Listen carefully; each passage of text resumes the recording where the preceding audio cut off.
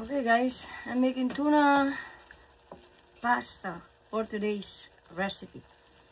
Meron tayong tomatoes at saka tuna and onion and garlic. Tapos lagay na natin ito. Yung tira kong pasta. Sayang naman kasi pag hindi ko linuto.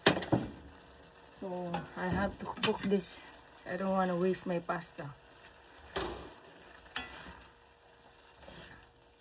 Smekos-smekos lang. Mix it well.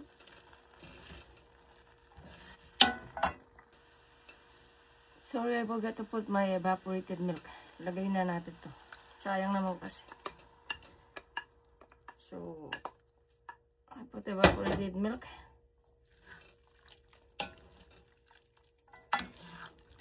Put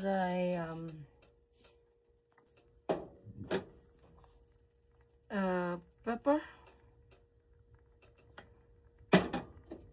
And then we put a basil leaf. Para lalong masarap. Then mix it well. Mekos-mekos.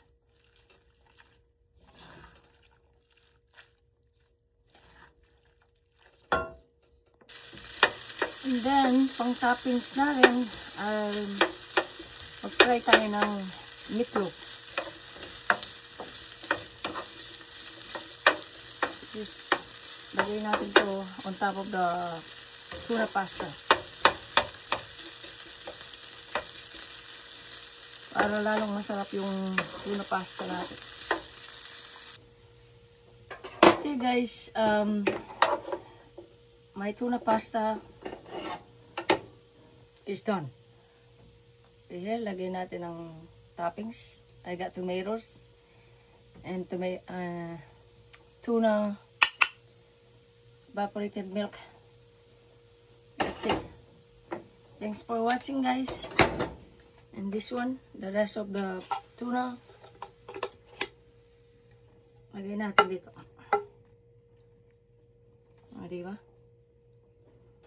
Thank you. God bless.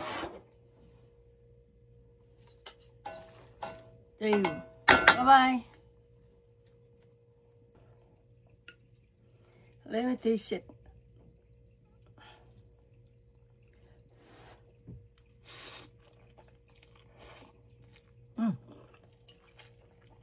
It's good, delicious. Thanks for watching. Lagyan natin ng scallion.